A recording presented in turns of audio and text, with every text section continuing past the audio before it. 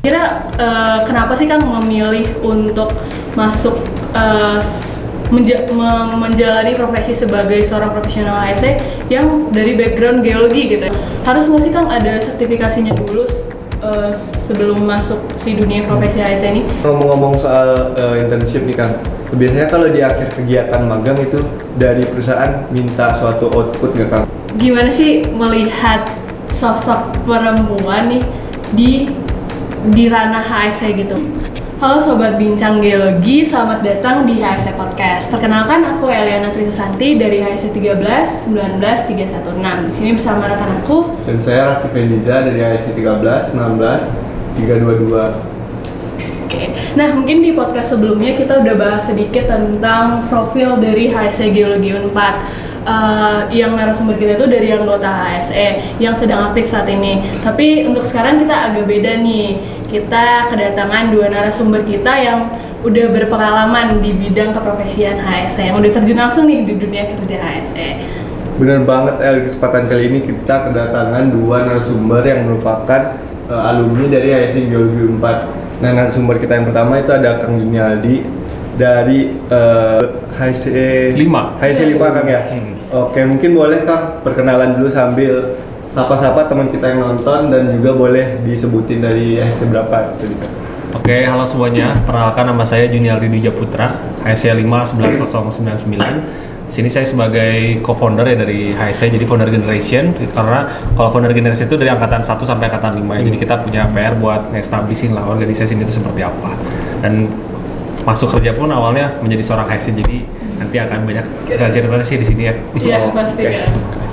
Kang Junialdi ini merupakan General Manager HSE Geologi 4 pada tahun 2014 yang telah bekerja dalam dunia keprofesian HSE selama kurang lebih 4 tahun, dimulai dari tahun 2017 Kang ya hingga tahun 2021 pada PT Braucol Energi.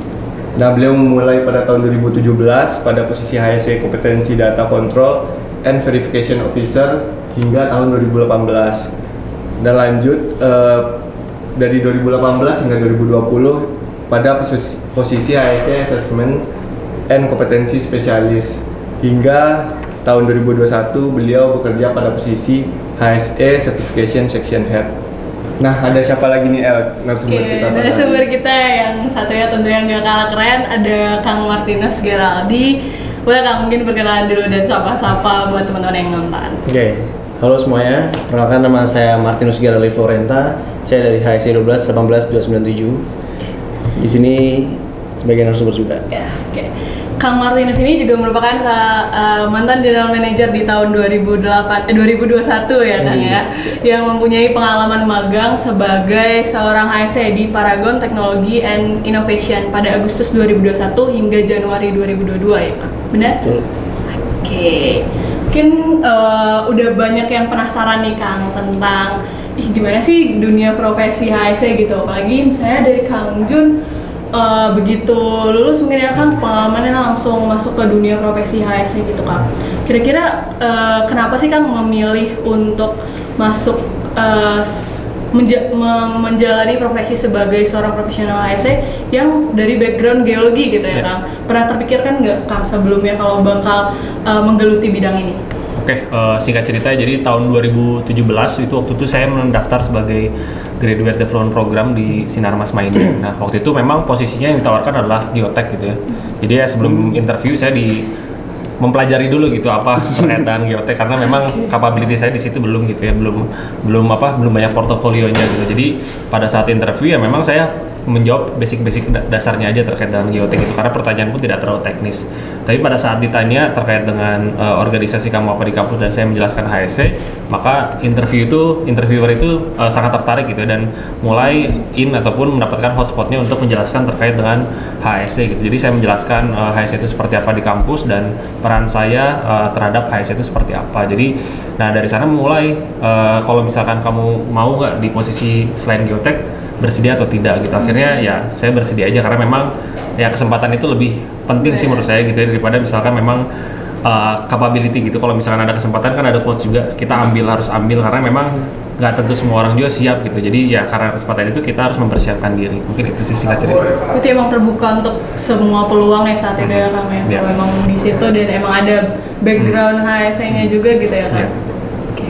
Kalau Kang Martinus nih gimana? Pernah berpikiran kan magang ya Kang, magang di Betul. HSE, bilang HSE di Paragon, padahal basicnya geologi gitu Geologi. kan. Iya benar. Kira-kira saat itu Kang Martinus emang kepikiran kayak nanti di kedepannya siapa tahu bakal jadi HSE nih, makanya mau coba magang di HSE atau gimana tuh? Oke, mungkin singkat cerita. Jadi waktu itu kan juga sambil menjabat sebagai general manager ya. Nah, terus juga ada program baru dari Kemendikbud itu Kampus Merdeka. Dan saya mencoba berbagai peluang yang dikasih dan hasil ada opportunity nih untuk masuk ke perusahaan Paragon. Tapi waktu saya sempat berpikir perusahaan Paragon ini kan dia cukup jauh ya ranahnya. Beda mungkin dengan Kang Jun kan emang dia Masih relate gitu. di lingkungan batubara. Beda dengan Paragon ini kan dia lebih ke make up, sabun dan lain-lain kayak gitu, lebih ke pabrik lah, industri pabrik. Dan sebenarnya itu sempat terpikirkan, apakah chance ini akan terpakai gitu nantinya, karena kan beda gitu dengan apa yang dipelajari selama di kuliah. Dan setelah bertanya-tanya dalam diri, akhirnya memutuskan untuk ikut aja gitu, karena dari usernya pun memberikan beberapa benefit seperti itu, dan banyak dari ada semacam learning plan-nya juga. Di situ saya tertarik seperti itu. Dan salah satu motivasi saya kenapa ingin mengikuti magang sebagai HSE di sana, departemen SHE sih sebenarnya kayak gitu, itu adalah karena pada saat itu saya berpikir bagaimana saya bisa memberikan feedback ke organisasi HSE, tapi apa yang saya berikan itu punya value. Kadang kan kita sebagai pemateri misalkan itu kalau belum ada title-nya, orang mungkin kurang tertarik gitu. Sedangkan kalau ngambil sertifikasi K3 itu kan belum bisa, pertama belum bisa, kemudian biayanya cukup mahal pada saat itu. Dan dengan mengikuti magang ini saya harapkan saya mendapatkan materi, kemudian saya bisa memberikan feedback ke HSE melalui pematerian. Akhirnya pada tahun 2022 ya kemarin sempat jadi pemateri Hira juga, dan saya bisa mengimplementasikan beberapa hal yang ada di Paragon kayak gitu, karena cukup beda sih kayak gitu. Oke, berarti kalau tadi ada sertifikasi ya Kang, berarti untuk magang tuh nggak harus sih ada sertifikasi kan? Malah itu emang belum ini ya, belum diwajibin gitu. Jadi kalau misalnya Kang Jun kan udah masuk ke dunia profesinya langsung kan, mungkin tadi kalau magang harus nggak sih Kang ada sertifikasinya dulu sebelum masuk si dunia profesi HSE ini? Karena kan HSE cukup riskan ya gitu, high risk gitu ya kan? Oke, jadi ini memang kebetulan saya di Brokol ini di bagian sertifikasi ya, jadi paham betul ya terkait dengan gimana caranya misalkan orang ini harus tersertifikasi itu requirement-nya seperti apa. Jadi kalau misalkan buat fresh graduate sebenarnya kalau ahli K3 pun kalau misalnya diambil dari Kemenaker itu baru calon gitu ya. Karena kalau ahli K3 dari Kemenaker pun itu didaftarkannya itu harus lewat perusahaan gitu. Jadi kalau misalkan mahasiswa itu mengambil K3 Kemenaker, itu nanti yang keluarnya adalah calon ahli K3 umum gitu. Dan itu memang akan mengikatnya pada suatu perusahaan gitu. Jadi harus dari perusahaan yang mengajukan. Nah, tapi ada satu lagi jenis sertifikasinya dari BNSP. Nah, itu ahli K3 umum juga, tapi itu ada tingkatnya dari muda, madya gitu ya. Nah, kalau yang muda ini mengikat langsung sama kompetensi kita gitu. Jadi kalau misalnya kita belum punya gitu ya terkait dengan acknowledgement kompetensi di K3, kita bisa ambil yang BNSP dulu kalau misalnya sebagai mahasiswa, karena itu memang melekat ya. Jadi melekat pada diri kita kompetensi, dan itu juga diakui. Jadi memang ada dua sekarang sertifikasi yang beredar itu, K3 yang Kemenaker sama yang BNSP gitu. Nah, waktu itu saya memang pada saat masuk belum gitu, karena memang rata-rata perusahaannya pun kalau misalkan udah aware terhadap K3 pasti ada pelatihannya gitu ya. Jadi pelatihannya pun cukup panjang ya, gimana kita mengetahui resiko-resiko yang ada di suatu perusahaan. Jadi sertifikasi itu pendukung sih. Tapi kalau misalkan teman-teman mau ngambil sebenarnya nggak masalah. Tapi kalau saya saran K3 umum muda itu, dan sebenarnya HSE itu udah mengadopsi gitu. Ahli K3 umum muda itu kita punya materi basic safety training, dan itu kemarin ya saya dengan tim itu menyusun untuk menyesuaikan gitu ya. Jadi kondisi HSE mungkin zaman saya dan zaman sekarang udah sangat berbeda gitu. Kalau sekarang sudah banyak memang materi-materi yang dibangun gitu kan. Kita alumni itu banyak juga yang profesional di HSE, kita minta feedbacknya dan membuat suatu materi yang memang cocok gitu ya untuk teman-teman mahasiswa yang berkecimpung di HSE Geologi Unpad gitu. Jadi harapannya kita nggak kosong gitu ya pada saat lulus tuh, kalau misalnya udah ikut pelatihan itu dan ada tesnya juga, ya itu harusnya udah bisa lah mendekati dengan kompetensi dengan ahli K3 umum muda.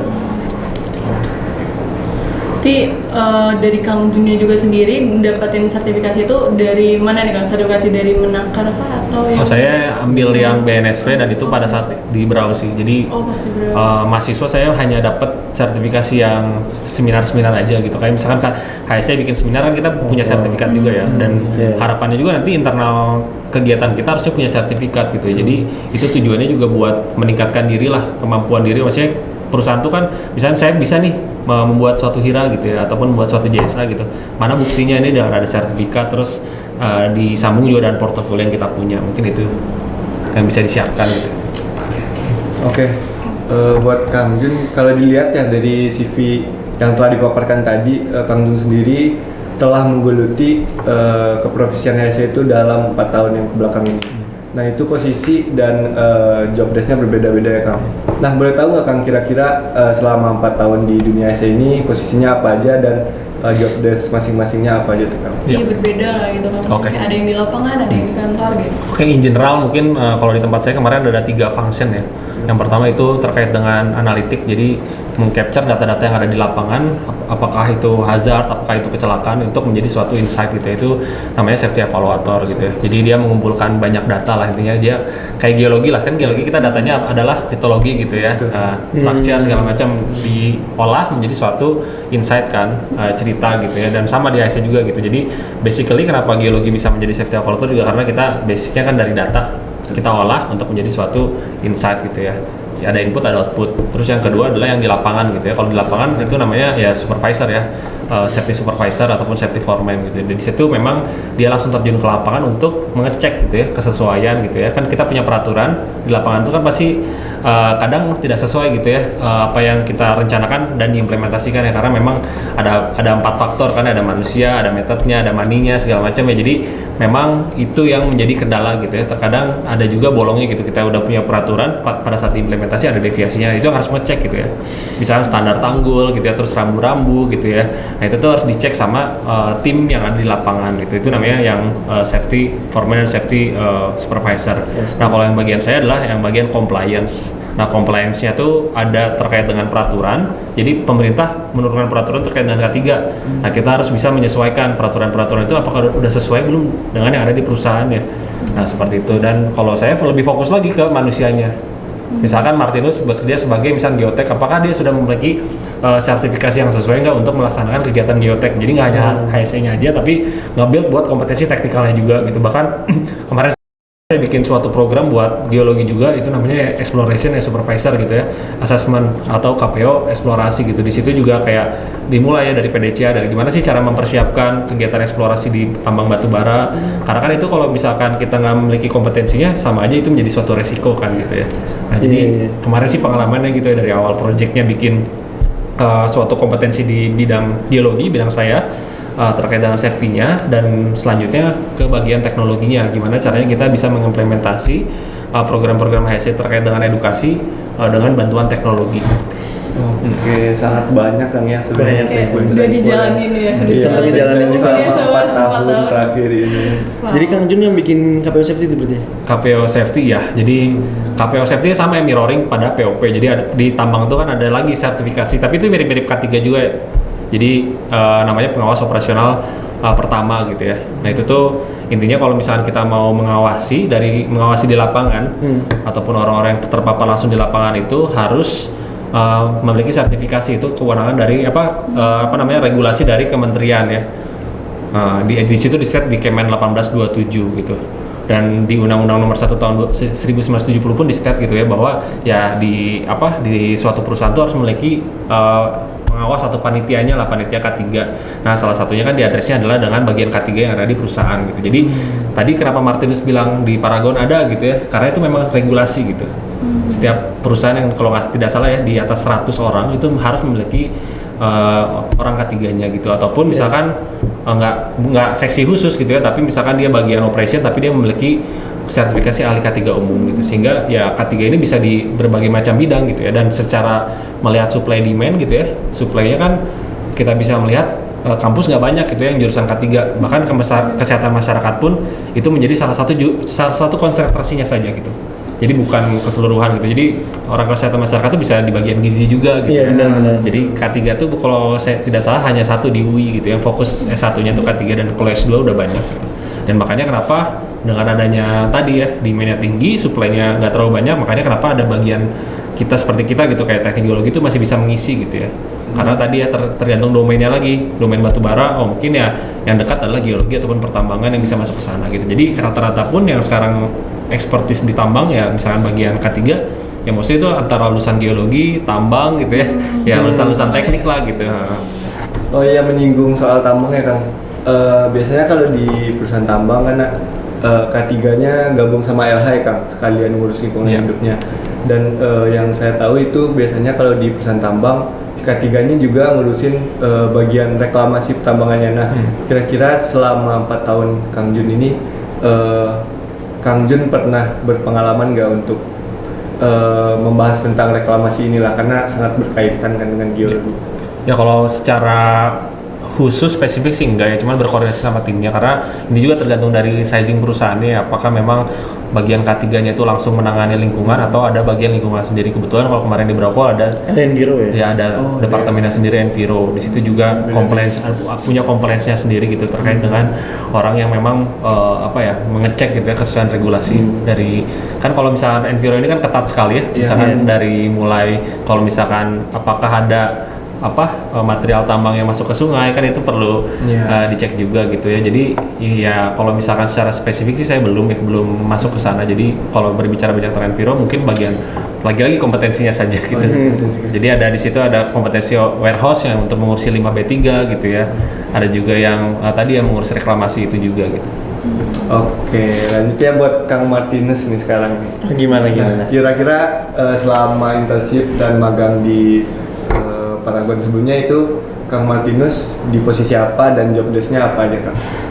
Oke, untuk pada saat magang itu kan saya 5 bulan ya, 5 bulan itu langsung dikasih project. Itu posisinya sebenarnya sebagai anak magang, tapi di departemen SHE, departemen K3 lah istilahnya.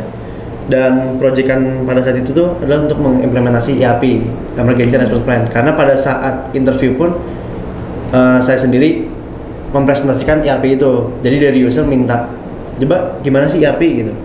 Terus akhirnya coba saya beritahu, dan akhirnya coba bisa nggak di pabrik-pabrik ini, di plan-plan ini ada 7 plan, bisa nggak diimplementasiin kayak gitu.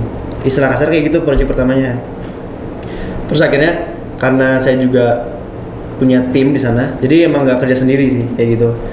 Jadi ada teman saya juga dari universitas lain itu ikut bareng ngerjainnya kayak gitu. Dan kalau proyeknya tadi ERP itu jadi mirip sih sama yang kita lakukan di sini.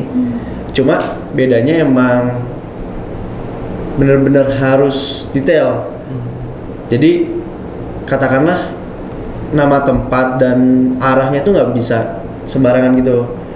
Dan benar-benar harus sesuai dengan regulasi, karena misalnya ada regulasinya. Dan terkait regulasi di pabrik itu regulasinya beda-beda. Jadi ada kan mungkin kalau di batu bara atau tambang itu regulasinya dipakai apa? Kalau misalkan di pabrik itu beda lagi, kayak gitu. Sempat waktu itu kayak ditanya soal MSDS, terus dan lain-lain itu ada hal-hal baru dari perusahaan yang diberikan kepada saya kayak gitu. Dan proyek-proyek ketika saya sudah kebetulan di sana tuh kan tipenya tuh anak magang tuh diberikan proyek satu misalkan, di tengah tuh kadang dikasih lagi. Kayak gitu, kayak misalkan disuruh ngerjain hira atau disuruh coba untuk survei, disuruh coba untuk memberikan induction atau apa kayak gitu. Jadi ya proyeknya terkait dengan apa yang saya pelajari di organisasi, itu yang saya lakukan di sana. Jadi emang perusahaan nggak tahu lah, jadi kompetensi si anaknya apa, jadi yang ditugaskan pun apa gitu. Jadi nggak begitu jauh. Jadi kayak nggak matokin harus gini gitu bang, tapi berdasarkan emang kompetensi dan background abang di organisasi itu gimana? Nah, gitu? Biasanya di sana tuh ada karyawan di sana, head devnya di sana tuh selalu diskusi dulu dengan saya. kira-kira kamu setelah melakukan ini akan melakukan apa lagi gitu. Apa yang bisa kamu berikan lagi gini lah, semacam seperti itu. Coba untuk menggali diri saya kayak gitu. Tuh kalau tim abang di situ waktu pas internship timnya dari background apa juga tuh? Apa yang internship cuman dari bangun doang? Berdua doang. Oh Berdua. Lagi dari mana tuh? Satu lagi dari teknik industri. Jadi emang bukan dari bidang ketiga ya. Ketiganya ya. Benar. Gitu. Karena kan mungkin teknik industri, sebenarnya teknik industri lebih cocok sih. Karena kan emang dia mempelajari regulasi di industri, kemudian dia mempelajari bagaimana cara kerjanya dan berbagai alur yang ada di sana. Jadi emang lebih cocok sebenarnya teknik industri. Mungkin sama kayak misalkan kalau di batubara, anak teknik geologi lebih cocok. Agak aneh kalau kita dengar anak teknik industri ada di tambang batubara misalkan gitu. Untuk bagian safety-nya mungkin agak aneh. Sama mungkin kayak, makanya saya pas di sana pun banyak yang bertanya-tanya, kamu ngapain di sini teknik geologi? Gitu beberapa karyawan di sana kayak gitu. Cuma ya itu emang bercandaan aja gitu. Oh ya, ngomong-ngomong soal internship nih Kang, biasanya kalau di akhir kegiatan magang itu dari perusahaan minta suatu output nggak Kang, kayak final project atau harus ada inovasi baru nih yang harus kita kasih buat ke perusahaan? Pasti, itu pasti.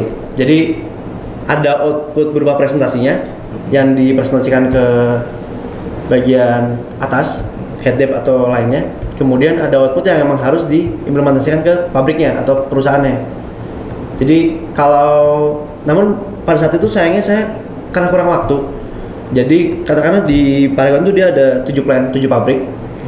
Itu baru dua plan yang saya implementasiin si ERP-nya.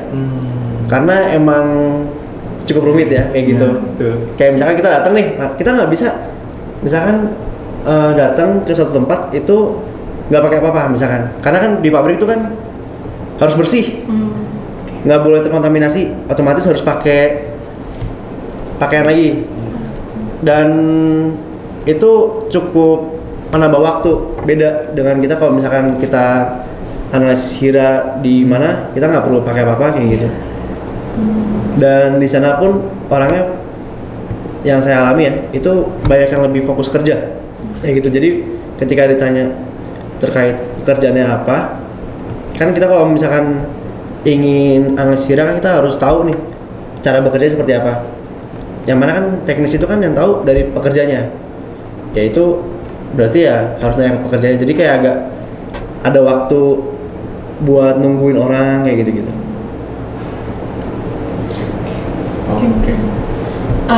Kita udah cerita tentang job desk posisi HSE di ini ya Kang. Tapi penasaran nih Kang, mungkin aku mewakili cewek-cewek yang ada di HSE nih ya Kang. Kan HSE Geologi 4 nih anggotanya nggak cuman laki-laki doang ya Kang. Ada teteh-teteh banyak juga nih, teteh-teteh apalagi sekarang juga yang HSE 2022 tuh lumayan banyak kan. Iya, ceweknya lumayan banyak juga. Terus mau nanya sih, selama Kang Jun dan Kang Martinus ada bergelut lah di profesi HSE itu, gimana sih melihat sosok perempuan nih di ranah HSE gitu? Pada kenyataannya ada nggak sih yang perbedaan gitu, membedakan ini cewek nih nggak usah lah, kayak diminimin aja lah gitu? Atau gimana sih menurut Kang Martinus sama Kang Jun ngelihat peluang seorang perempuan untuk menggeluti bidang HSE ini?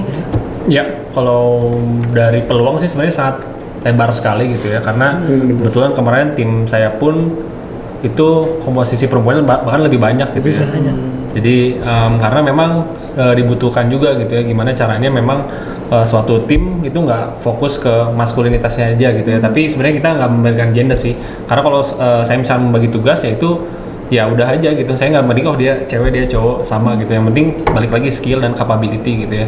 Karena kan memang kalau di perusahaan ya kita nggak harus melihat kayak oh dia perempuan terus nggak bisa melakukan ini, enggak, karena memang udah jatuh di tambang dan dia udah punya kompetensinya dan kita bekali juga kan pasti ada on job trainingnya, terus juga ada inductionnya, jadi harusnya bisa gitu ya buat bisa tetap in lah dengan job desk yang dipersyaratkan gitu. Jadi sebenarnya nggak masalah sih, jadi jangan takut. Dan ya sekarang eranya udah maju gitu ya, nggak membedakan antara perempuan dan Gender, laki-laki. iya. Jadi menurut saya sih ya ini aja, kalau ada job posting harusnya kita nggak harus saya cewek dan mikir panjang, nggak, harusnya ya udah memang kayak saya udah di geologi dan nanti juga saya bisa compete juga sama yang lain dan sama gitu, harusnya ya udah. Berarti nggak ada ya Kang kayak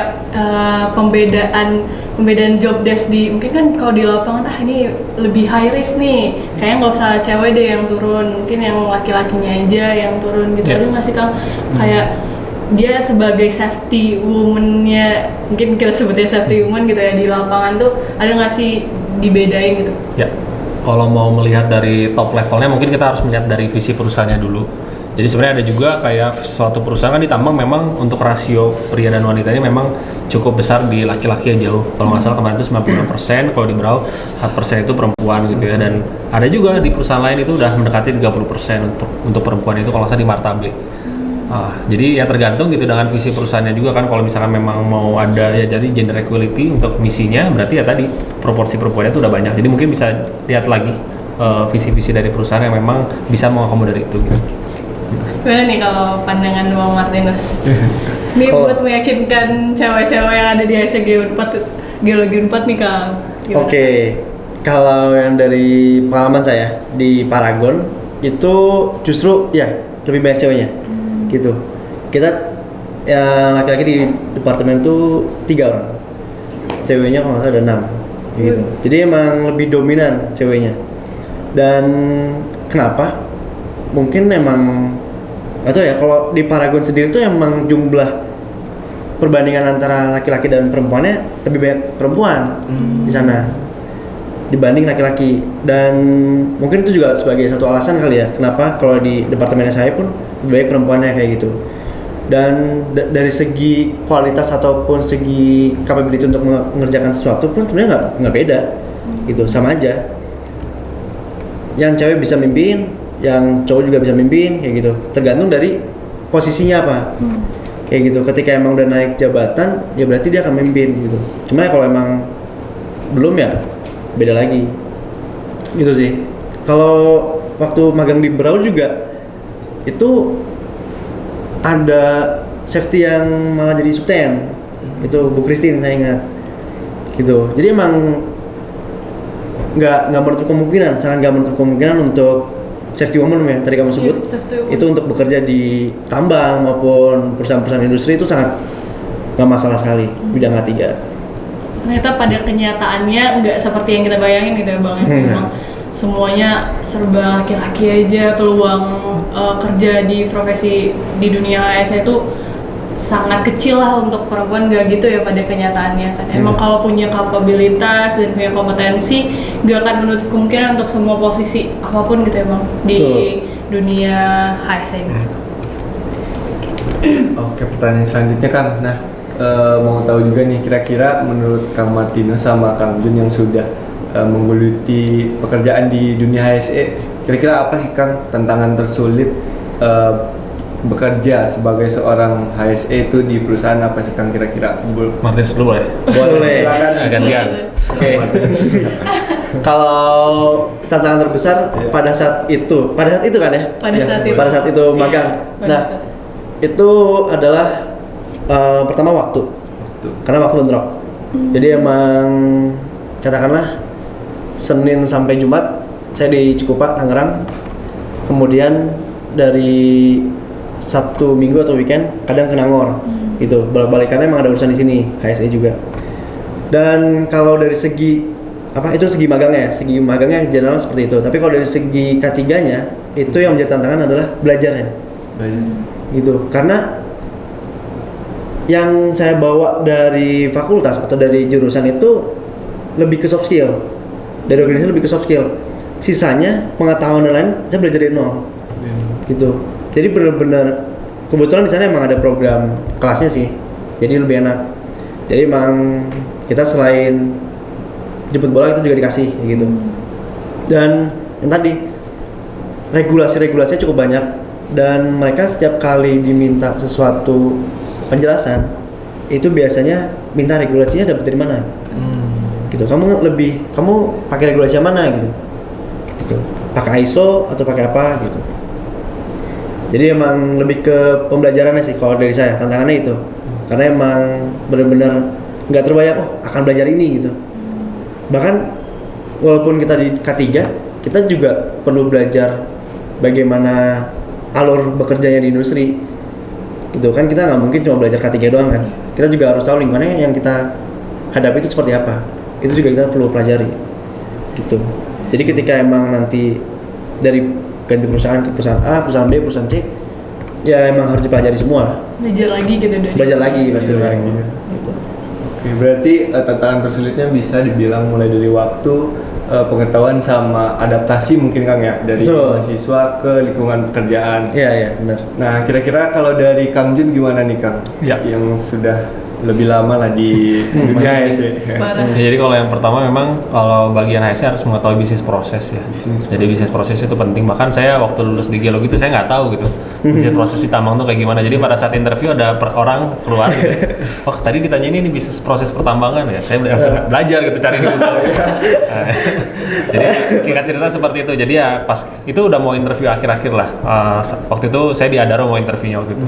Jadi saya baru ternyata penting juga ya belajar bisnis proses dan ternyata memang di pekerjaan sangat penting gitu ya untuk mempelajari bisnis proses karena dari HSE sendiri pun kemarin kami tuh mengkategorikan ada 13 aktivitas kritis.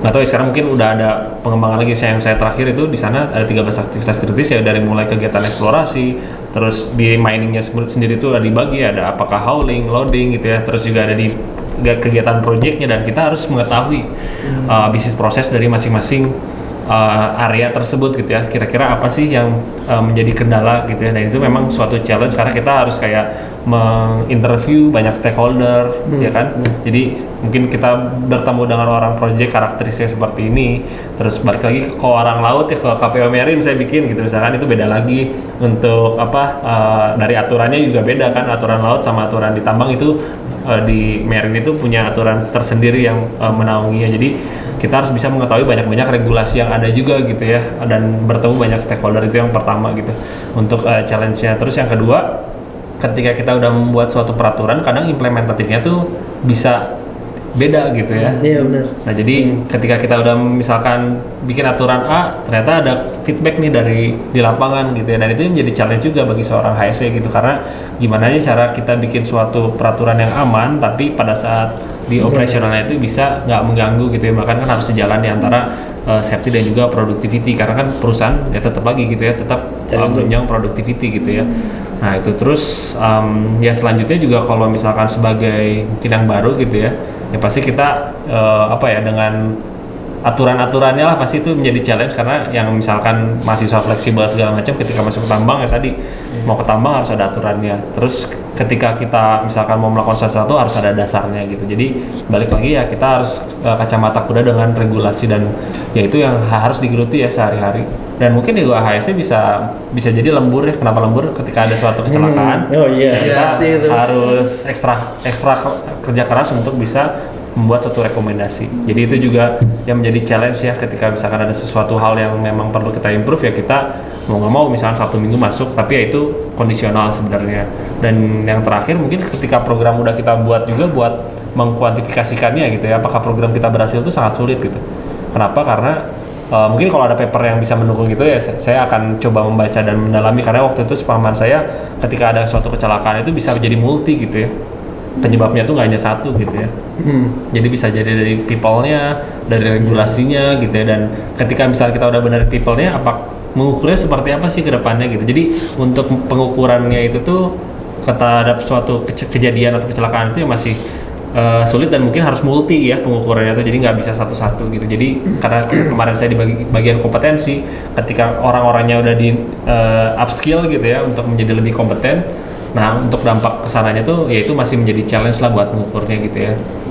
Seperti itu. Kan tadi aku nemu kasus yang menarik tadi ya, kalau misalnya udah bikin regulasi A nih, ternyata di lapangan enggak, tadi kayak kan tujuan utamanya productivity gitu kan, perusahaan juga nggak mau kalau jadi karena si regulasi ini jadi terhambat gitu ya si produksi darinya. Jadi teringat waktu itu kan HSE habis company visit ya kan ke PT Geodipa, dan dari Bapak Ilen Kardani selaku di sana pemimpin lah di sana itu bilang kayak pernah ada kasus HSE, seorang HSE kepala HSE itu menutup tambangnya karena emang dirasa udah ini sangat nggak sejalan lagi gitu dengan si regulasi dan prosedur yang udah ditetapkan. Kalau dari Kang Jun pernah nggak sih ketemu kasus kayak gitu itu kayak selama perjalanan karirnya Kang Jun di HSE pernah nggak ketemu itu dan apa yang dilakukan gitu? Ya pasti kalau ada kecelakaan pasti tambang ditutup ya, entah itu misalkan 24 jam atau 1 minggu gitu. Kalau semalam saya kemarin di satu site aja sih 1 minggu itu stop gitu. Jadi memang ya case by case ya sebenarnya kalau misalkan ada penutupan atau apa. Tapi memang ya apa ya kita harus bisa berempati dengan orang produksi juga gitu. Karena kita misalkan ketika tambang ditutup itu kan impactnya terhadap productivity gitu ya. Jadi kita harus discuss dulu sebelum kita melakukan action sih kalau menurut saya. Karena kan ya bukan ya karena misalnya dari tindakan kita tuh benar nggak sih ini tuh nggak sesuai gitu, siapa tahu memang udah ada instruction dan udah ada backup plan-nya. Jadi lebih ke komunikasi dulu baru nanti kita kalau misalnya nggak layak ya udah kita stop dulu kegiatannya. Tapi mungkin itu nggak seluruh tambang ya, tapi hanya lokalisir daerah tertentu Satu site. Dan dalam range waktu tertentu aja gitu ya Kang? Ya misalkan masih ini ada retakan kan harus dicek dulu benar nggak sih gitu, seperti itu. Mungkin mau nanya juga nih Kang, kan Kang Jun sama Kang Martinus sama-sama dari basic HSE Geologi 4 lah yang emang ngejalanin HSE itu dari organisasi gitu, bahkan pernah memimpin gitu sebagai general manager di HSE Geologi 4. Kira-kira dengan background HSE di organisasi HSE Geologi 4 yang udah dipunyai sama Kang Jun sama Kang Martinus tuh seberapa besar sih pengaruhnya ke dunia kerja HSE yang udah dijalanin sama Kang Jun sama Kang Martinus? Terus ada nggak sih culture shocknya kayak wah di HSE Geologi 4 cuma belajar ini dan ternyata pas di dunia profesi HSE ternyata HSE itu ada bidang baru, bukan ada bidang baru, kayak ada hal baru loh yang kayak gini yang sebelumnya nggak tahu nih kalau HSE itu kayak gitu selama bergabung di HSE Geologi 4 gitu, kayak culture shock atau gimana gitu. Mungkin dari saya dulu ya, karena mungkin saya bagian yang lebih tua gitu ya. Boleh. Bisa lebih cerita banyak. Jadi sebenarnya kalau di HSE dulu kita sebenarnya belum ke arah hard skill-nya sih kalau menurut saya. Jadi kita masih meraba-raba juga waktu awal ya pendirian organisasi sampai 5 tahun dan ya sampai saya kerja pun masih belum ada kayak standar kompetensinya tuh apa sih seorang HSE. Jadi kita waktu itu malah lebih ke emergency rescue team kalau menurut saya, lebih ke ERT-nya. Makanya saya udah kemarin tuh udah ngebagi kompetensinya tuh. Jadi ada ERT sama HSE-nya. Kalau ERT itu kayak kita vertical rescue, firefighting gitu kan. ERP ya misalnya. Itu pas tahun dulu. Ya dulu ya. Jadi itu ternyata yang ada di kampus itu sebenarnya lebih beratnya ke titiknya ke ERT ya. Jadi baru ada kejadian kan kita bertindak ya. Kalau HSE kan lebih ke preventif. Nah di situ waktu saya kerja jadi ini memang harus bisa kita implementasikan sih di kampus gitu ya. Tapi walaupun ada satu kegiatan yang menurut saya sih menjadi valuable bagi HSE itu adalah safety moment dan field guide gitu ya. Mungkin akan saya cerita setelahnya.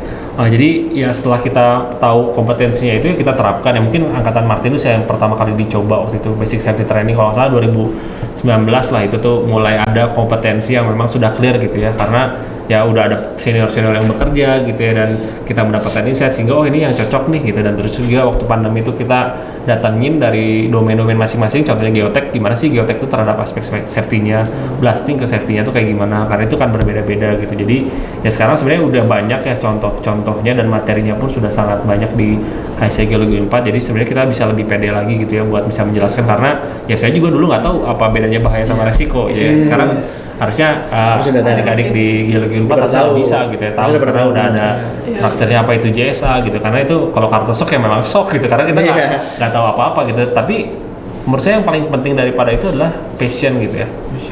Jadi kesukaan kita lah pada saat waktu itu ya, karena kan kesukaan itu kan bisa berubah-ubah gitu ya. Pada saat kita rasa ingin tahunya tinggi terhadap HSE, jadi itu yang dilihat mungkinnya sama orang-orang waktu itu di kerjaan juga. Waktu saya pas presentasi akhir pun ya, kenapa kamu mau di bagian HSE, kamu geologi gitu ya. Saya jelasin saya punya dulu nge-build HSE ini dari nol, terus juga saya kayak terus berperan sampai sekarang, bahkan sampai sekarang ya kayaknya saya tiap tahun masih komunikasi gitu ya sama pengurus gitu. Jadi saya tahu perkembangannya dan tahu kondisinya juga, perubahannya pun saya cukup tahu ya bagaimana cara menghadapi mahasiswa zaman sekarang gitu dan zaman dulu beda gitu ya. Jadi treatmentnya pun menurut saya sih nggak bisa disamakan kondisinya gitu ya, karena sekarang udah teknologi udah berkembang dan informasi pun sangat banyak gitu. Jadi harusnya sekarang kita bisa lebih pede lagi lah gitu untuk bisa ya buat bekal interview. Ya harapannya juga teman-teman udah punya portofolio pada saat nanti interview ya, karena itu sangat penting. Jadi kalau bisa ya interview itu kayak Martinus lah udah pernah kerja di geotek gitu. Jadi lebih pede lagi kan, kita banyak cerita bisnis proses yang dulu di perusahaan sebelumnya tuh udah tahu lah kayak gini. Jadi pada saat kita masuk kerjaan tuh udah tahu apa yang kita mau kerjakan gitu ya. Dan mungkin kalau dulu saya lebih ke ini ya, luck lah, beruntung gitu, karena saya dulu nggak tahu HSE itu kerjanya apa, tapi saya diterima gitu, mungkin karena passionnya tadi gitu. Dan salah satu kegiatan HSE yang valuable sampai sekarang, coba lihat kita tragedi Kanjuruhan kemarin gitu ya, itu erat dengan kita safety moment gitu, gimana cara kita membrief dalam satu kondisi, dalam satu keramaian, itu kecil gitu ya. Misalnya kalau orang lihat tuh ngapain sih kayak gini, dan banyak juga kayak alumni Unpad dari kampus lain tuh, oh HSE itu yang itu ya, sebenarnya ngapain sih gitu kan. Tapi lihat dampaknya gitu ya, ketika misalkan orang nggak tahu exitnya kemana, ketika ada sesuatu hal yang berbahaya ataupun bikin orang panik di dalam tuh, gimana caranya kita bisa bikin tenang gitu. Dan itu juga bisa menjadi value lah dari kita, dan bisa kita terus campaignkan kenapa sih kita melakukan safety moment. Ya itu ketika ada kejadian yang sepele kan gitu ya, tapi itu dampaknya besar. Makanya tadi sesuai dengan quotes kita ya. Nah, yang nanti mungkin bakal di ini ya. Jakir ya. Kita spill dikit.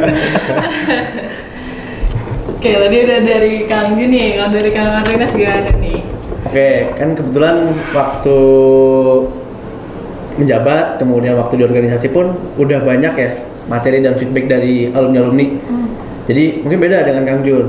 Mungkin kalau waktu pada saat itu saya bisa katakan cukup berpengaruh apa yang kita pelajari di HSE dengan pada saat kita dunia kerja gitu. Tapi balik lagi, kita sebagai individu HSE itu mau atau enggak untuk nge-reach tersebut, dan itu balik lagi kita passion atau enggak di situ gitu. Karena katakanlah kita membuat sebuah course, kita membuat sebuah training, atau kita membuat sebuah mini class atau apa, tapi yang hadir dikit gitu.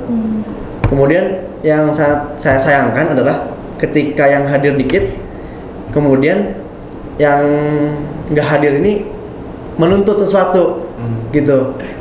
Kok saya sebagai seorang HSE nggak bisa ini gitu. Padahal sebenarnya balik lagi, apakah diri kita itu mau nggak sih dapat materi itu gitu. Itu menjadi salah satu apa ya, mungkin beda dengan yang waktu angkatan Kang Jun, materinya mungkin nggak ada gitu, materi belum ada. Tapi pada saat angkatan kita dan angkatan-angkatan baru itu lebih ke ada nggak sih niatnya untuk belajar gitu. Materi udah ada nih dari alumni gitu, udah baik-baik semua, tapi kitanya tuh rasa untuk ingin tahunya harus dibuild gitu loh, harus lebih tinggi lagi. Karena percuma nanti misalkan interview, misalkan katakanlah, oh saya dari organisasi HSE gitu, ditanya misalkan bedanya ini apa, kamu tahu ini nggak? Nggak tahu. Yang selain tercoret nama dirinya, HSE juga tercoret gitu. Oh berarti kan HSE ini mah nggak belajar apa gitu kan, istilahnya kayak gitu. Makanya coba ketika emang udah terjun di HSE atau maksudnya udah terjun di organisasi HSE, coba untuk kembali bertanya kenapa kita ingin masuk di organisasi ini gitu. Kita ingin tahu dunia ketiga, ya udah ketika ada course atau apa diikuti. Dan sempat waktu itu juga dibuat sama Kang Jun juga, sama Bang Ucup juga, itu terkait dengan pembelajaran di website ya kan. Itu sangat dibantu sebenarnya, karena materi-materi K3 tuh lengkap di situ. Untuk materi-materi dasar yang itu sangat membekali ketika kita masuk ke pekerjaan atau masuk ke dunia profesional. Karena namanya culture shock atau panik itu kan karena kita tidak tahu ya kan.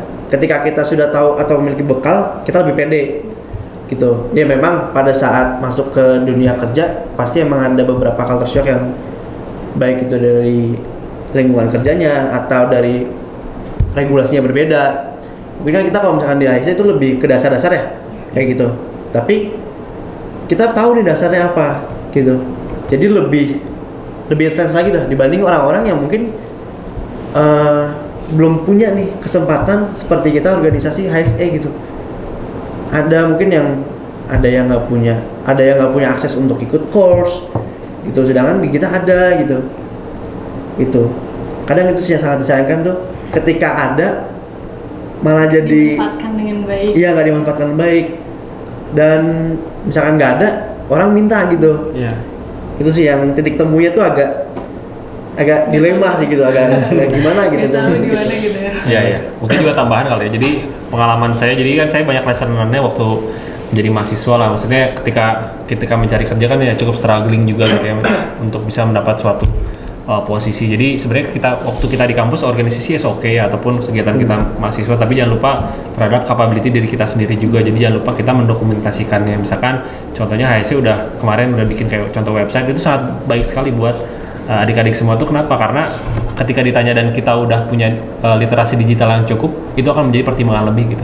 Karena sekarang semua perusahaan tuh udah mau coba gitu ya untuk mengadopsi gitu ya untuk ke arah teknologi. Jadi dicoba juga kayak misalkan pada saat interview ya kita memberikan gitu, kita memanage suatu website, kita buat sendiri, kita membuat suatu konten ya, acara kayak gini pun ini menjadi portofolio gitu. Karena sama aja di pekerjaan juga ada kegiatan kayak gini, podcast gitu ya, itu ada juga gitu. Jadi ini sangat penting karena pengetahuan setup ini kan pasti akan digunakan juga gitu ya. Jadi jangan mikir kita kerja tuh nanti kerja doang gitu ya, tapi kerja tuh ada juga kita bikin event, gimana sih cara beli merchandise, kan itu kita belajarnya kan di kampus ya. Nah itu juga kayak misalkan saya dulu pernah kayak dikasih tugas bikin lanyard, hari Minggu baru dikerjain, hari Kamis sudah sampai di Kalimantan dari Bandung. Itu gimana caranya? Tapi soft skill, gimana cara kita koordinasi sama orang bandara gitu ya. Nah itu hal-hal yang Sampai ke bandara. Paketnya lama. jadi orang-orang ya sih kan kita ya sesuatu yang nggak mungkin itu bisa gitu kan ya, koordinasi segala macam gitu kan. Kita juga kan karena di bawah ada orang yang ada jaga di bandaranya kan, kita bisa komunikasi segala macam. Jadi pada saat gimana cara ngirimnya, yaitu ya menjadi challenge lah gitu. Tapi akhirnya kita bisa gitu. Jadi itu mindset yang awalnya kita kayak nggak bisa ya, coba dulu gitu. Jadi kalau kita mau daftar kerja juga sama gitu. Jadi ya ketika itu kayak sulit ya, terus kita belum punya ya coba apa sih requirement-nya, kan udah ada tuh sekarang jelas harus punya apa aja gitu. Nah itu kita checklist, benar nggak sih kita udah punya gitu. Nah ini tambahan. Itu emang sebenarnya background bergabung di HSC Geologi Unpad itu sangat bermanfaat ya gitu ya Kang sebenarnya. Boleh sambil minum dulu kan? Makasih. Iya, jadi kayak gimana caranya kita untuk memanfaatkan semua yang udah diberikan gitu ya. Kayak misalnya kan dari zamannya Kang Jun ke zaman kita mungkin sekarang udah sangat berbeda gitu ya. Mungkin dari Kang Jun belum dapat tuh tadi si materi-materi yang mendukung untuk si dunia pekerjaan itu tadi. Sedangkan kalau dilihat sekarang gitu ya, Kang Jun juga mengamati HSC sekarang juga udah banyak gitu program-program yang emang sangat mendukung gitu untuk nanti terjun nih mempersiapkan si orang-orang yang mau menggeluti bidang HSC, udah disiapin nih materi-materinya yang akan sangat mendukung di dunia profesi gitu. Tinggal bagaimana dari setiap anggota HSC merasa itu penting dan merasa butuh gitu ya, merasa penting dan membutuhkan si ilmu itu untuk emang sebagai bekal gitu untuk memenuhi tadi kapabilitas kita, kompetensi kita untuk sebelum terjun ke menggeluti si bidang HSC itu. Gitu ya mungkin ya. Oke.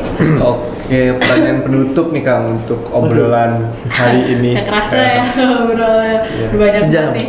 Insight. Ya. Bener. Ini udah dibahas juga ya sedikit tadi, mungkin mau nanya kira-kira skill apa aja sih Kang yang kira-kira kita perlu punya gitu sebagai mahasiswa yang udah belajar nih tentang K3 ilmu HSE ketika nantinya masuk ke pekerjaan, kira-kira skill apa aja, dan juga sebagai tips juga buat teman-teman semua yang ingin kedepannya bekerja di dunia keprofesian HSE. Ya kayak kata Kang Jung tadi, ini kan bisa jadi opsi gitu ya untuk kita yang mungkin sekarang lagi belajar di geologi. HSE deket kok gitu. Mungkin boleh dari Kang Martinus dulu ya. Oke. Kalau dari soft skill yang saya amati ya, seorang HSE, ini masih ada pertanyaan lagi nggak setelah ini? Dah, pertanyaan udah terakhir. Iya, sekalian tips sih buat yang nonton. Oh sekalian tips nanti. Iya, skill sekalian tips buat yang Oke, kalau dari soft skill yang saya amati itu, yang pastinya lebih ke public speaking. Karena mungkin karena saya terjun di lapangan waktu di Paragon maupun di Berau, itu public speaking benar-benar pakai di situ. Karena percuma kita punya regulasi, tapi bagaimana kita mampu untuk menyampaikan ke orang lain kayak gitu. dan menyampaikan ke orang lain itu nggak sesederhana itu. Kadang kita butuh suatu hal-hal kreatif agar materi-materi itu dapat disampaikan ke orang-orang gitu. Baik misalkan ada berupa poster atau dibuat semacam kuis atau apa, itu kan salah satu skill-skill untuk kreatif ya. Bagaimana kita menyampaikan sesuatu. Dan ketika di lapangan pun ketika ada sesuatu kita berani untuk menegur. Ya gitu, karena kadang beberapa orang tuh lalai untuk ya kan orang ngelakuin kesalahan atau apa, udahlah nggak apa Ya. gitu. Tapi ada beberapa orang yang kayak ada orang yang ngelakuin kesalahan, dia gemes untuk kayak ngasih taunya kayak gitu. Dan itu penting sih untuk sebagai seorang HSE ketika di lapangan ya. Dan kalau untuk tipsnya lebih ke jangan takut sih untuk mencoba hal baru, karena kan ini kita posisinya di jurusan teknik geologi ya, kita mau ngomong ya, kita di teknik geologi. Ketika ada hal baru, ada hal yang ingin kita inginkan, tapi kita takut, itu sangat disayangkan sih. Lebih baik mencoba dulu, gitu. Kayak ketika saya di sini sebagai GM, kemudian daftar ke Paragon, kan saya modalnya saya berani gitu untuk mencoba hal baru. Itu kan hitungannya kan hal baru tuh. Iya. Tapi ya saya nggak akan pernah tahu ini bagaimana sulitnya, bagaimana lika-likunya kalau saya nggak menghadapi gitu.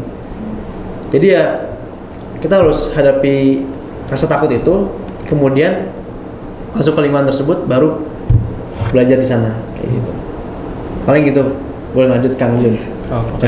Mungkin udah pernah dengar ini belum T-shape atau M-shape, udah pernah dengar belum?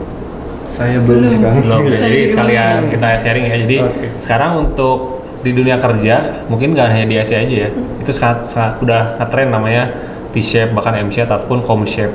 Nah itu tuh apa? Itu dari skill kita melambangkan. Jadi kita harus punya yang general dulu. Mungkin ya geologi kan general.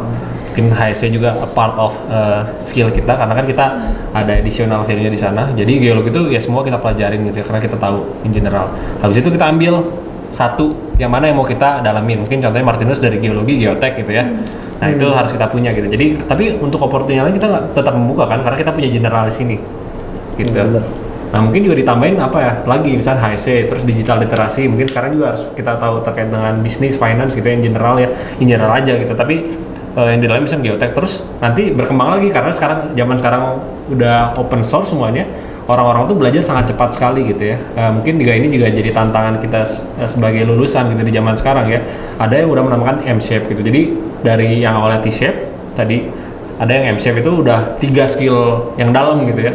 Mungkin kalau dari HSC tadi udah tahu datanya, gimana cara bikin data science ya mungkin ya, ataupun modeling datanya gitu ya. Terus juga dari HSC itu udah mulai masuk tahu bikin kompetensinya ataupun related to HR gitu kan. Sebenarnya posisi saya kemarin related to HR juga ya buat bagian training and development gitu ya. Terus juga misalkan HSC in general tapi udah dalam lah terkait dengan kompetensinya. Jadi ya terus belajar sih kalau menurut saya, karena sekarang dari yang MC pun sekarang ada lagi satu lagi ComShape kayak sisir kan. Jadi bukan 3 tapi skill yang dalam tuh banyak gitu. Nah itu juga yang bisa menjawab ya tantangan-tantangan di industri gitu ya. Karena kan satu posisi mungkin nanti kita bisa dirotasi kemanapun, dan itu juga ya kita sebagai yang kalau misalnya saya memposisikan jadi mahasiswa ya harus bisa beradaptasi kan. Karena kan tadi kesempatan tuh ya mungkin nggak datang 2 kali ya, mungkin kesempatan yang kita di depan ya terkait dengan HSC ataupun dia di geologi itu sangat bagus banget gitu ya kalau dapat posisi di sana gitu. Terus kita juga bisa mau belajar hal-hal baru lah gitu, karena ya bahwasannya ya sekarang semua orang ya long life learner gitu ya, karena open source, dan kita juga harus bisa ketika diberi tugas baru gimana caranya kita cepat belajar kan gitu tujuannya. Jadi perusahaan pun kayak ngerasa ketika kita nge-hire orang ini kita bisa bisa mendapatkan value lebih gitu, karena ya dia bisa ini gitu. Jadi sekarang udah kesana sih arahnya kalau menurut saya buat sekarang, dan bahwasanya kan di 2000 berapa ya 30-an lah itu udah mulai masuk ke area bonus demografik juga kan, dimana umur produktivitas orang Indonesia itu akan lebih besar daripada kelompok-kelompok umur yang lain. Nah itu menyebabkan supply-nya yang tinggi gitu ya.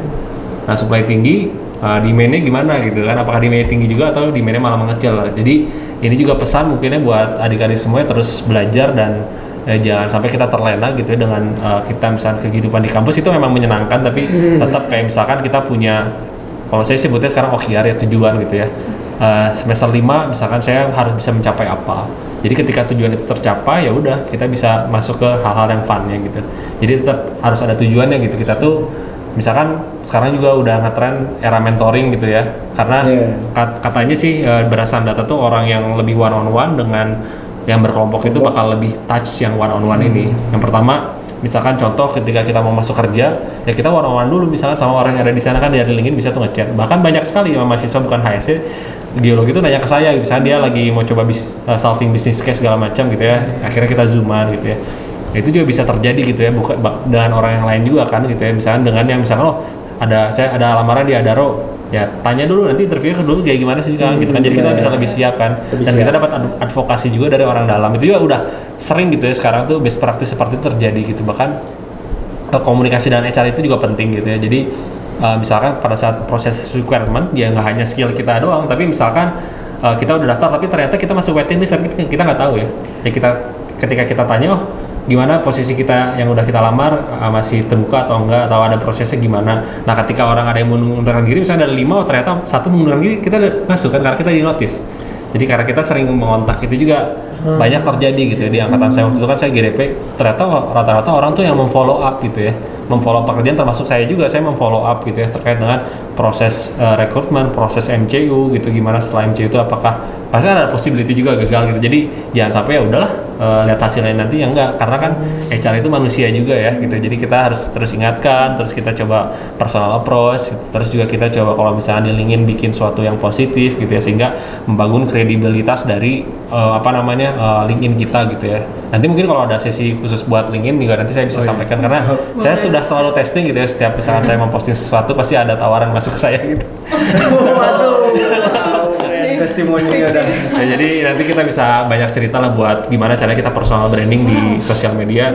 Nggak usah di Instagram ataupun TikTok, sekarang LinkedIn lah, kita kan profesional. Oke.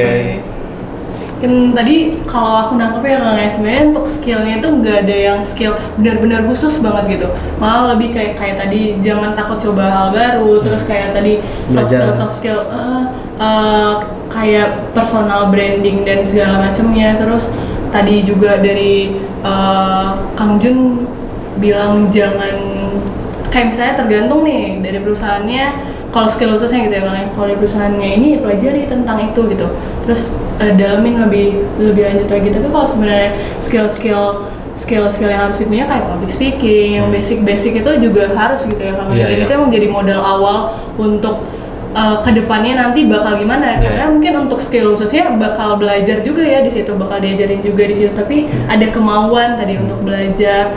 Apalagi sekarang media bukan hanya dari buku segala macam, yang bahkan kayak udah jarang gitu orang-orang untuk mendapatkan informasi dari buku, kayak tadi bisa dari podcast, berbagi informasi mulut ke mulut, dari mentoring dan segala macamnya. Kayaknya mungkin buat teman-teman gitu ya, mungkin tips juga tadi yang udah disampaikan sama Kang Jun sama Kang Martinus, jangan membatasi diri untuk belajar gitu ya Kang ya, karena banyak hal baru yang akan kita temukan ke depannya dan yang harus terbuka untuk hal-hal baru kayak gitu. Gitu lah. Ada tambahan mungkin kan? Terus tipsnya lagi? Ya mungkin kalau buat yang ini ya mau lulus ataupun baru lulus, kita harus juga exercise sebelumnya tuh dengan prosesnya gitu kan. Prosesnya pertama apa? Kalau misalnya kita masuk screening IPK kan, jadi kadang ada yang bilang IPK tuh nggak penting, tapi at least IPK itu adalah menjadi screening awal. Screening awal karena ya nggak mungkin misalnya dari 1000 lamaran yang di screening apa sih? Ya pasti IPK kan. Misalnya kita sortir ya udah kita base 10-nya, misalnya base 50-nya berapa sih? Oh ternyata dari IPK kan, berarti IPK juga termasuk, mungkin saran saya di atas 325 lah. Itu biasanya perusahaan tuh ngekatnya di sini. Sebenarnya materi saya waktu saya bawakan di ITERA sih, geologi ITERA, jadi waktu itu saya ngasih materi juga buat career planning ya. Yang selanjutnya dari selain CV dan resume pun harus match dengan job requirement. Jadi kadang kita bikin CV itu satu buat semua gitu. Iya kan gitu. Nah CV itu harus satu buat satu perusahaan itu. Skill yang dibutuhkan tuh misalkan skillnya apa, harus kita masukin di CV kita, dan resume juga sama. Tergantung resume pun harus menjawab dengan requirement yang ada gitu. Jadi itu nggak bisa kita satu buat semua ya. Kalau nggak, kalau mau dikategorikan ya CV batu bara, CV migas ya. Tapi kalau mau seperti itu karena memang harus disesuaikan gitu. Terus yang kedua apa? Jangan masuk ke Harsil dulu. Kita ada tes psikotes loh. Nah, udah seberapa sering kalian familiar dengan tes assessment psikotes itu? Apakah kalian udah mengenali diri kalian? Kan sekarang udah banyak yang open source ya, MBTI, DISC gitu ya. Nah itu adalah yang biasa kita alami lah pada saat recruitment. Mungkin karena saya udah 40 kalian tes gitu ya, jadi saya tahu nih jawaban psikotes seperti apa gitu ya. Ya Jadi itu aja sebenarnya. bahkan nanti akan berpola gitu ya. Oh ini pakai alat ukurnya tuh dari Unpad pasti keluarnya ini. Oh ini dari UI pasti keluarnya ini. Jadi saya udah tahu buat kayak polanya seperti itu. Terus ya yang ketiga ya baru masuk ke FGD ataupun interview gitu ya. Nah baru tadi ya public speaking sangat penting ya. Kalau misalnya kita ditanya kita nggak bisa menjelaskan diri kita dan kita tidak mengetahui gitu ya kan, karena udah banyak sekarang ya template-nya juga bagaimana cara menjawab kelebihan kekurangan kan itu banyak sekali lah gitu. Kalau dulu saya belum kebayang gitu ya, ternyata di internet tuh sekarang udah ada gitu ya. Ya terakhir baru masuk ke hard skill-nya ya. Karena kan HR nggak akan nanyain gitu ya, kan interview pertama sih HR dulu nih. HR nggak akan nanyain kalian biologinya kayak gimana ya. Kalian harus nonjolin prestasi kalian. Baru nanti akan diverifikasi sama user gitu. User ini baru nanyain akan detail terkait dengan pekerjaan. Jadi ya itu jangan jauh ke hard skill-nya dulu, tapi ada bagian yang perlu kalian bereskan dulu nih di awal sampai akhir gitu. Jadi cukup banyak juga kan ya buat tips dan skill-skillnya mulai dari hard skill sampai soft skill-nya tadi. Nah kira-kira buat teman-teman yang tertarik buat bekerja di bidang HSE itu boleh banget diikutin saran dan tips-tipsnya dari Kang Jun dan juga Kang Martinus yang sangat bermanfaat dan insightful lah ya. Nah kira-kira pertanyaan tadi itu adalah pertanyaan terakhir ya buat ngobrol-ngobrol kita pada hari ini. Terima kasih yang sudah menonton dan terima kasih banyak juga nih buat Kang Martinus, buat Kang Jun yang sudah menyempatkan hadir pada kegiatan kita hari ini dan berbincang-bincang mengenai profesi HSE di perusahaan. Dari aku juga mau ngucapin terima kasih Kang Martinus, Kang Jun. Kang Jun udah jauh-jauh, Kang Martinus juga udah jauh-jauh datang ke sini buat ngobrol-ngobrol nih, sharing sama teman-teman di HSE, sama teman-teman yang nonton juga. Mohon maaf sekiranya ada kata-kata yang tidak berkenan, mungkin ada yang kurangnya dari kita, mohon maaf Kak.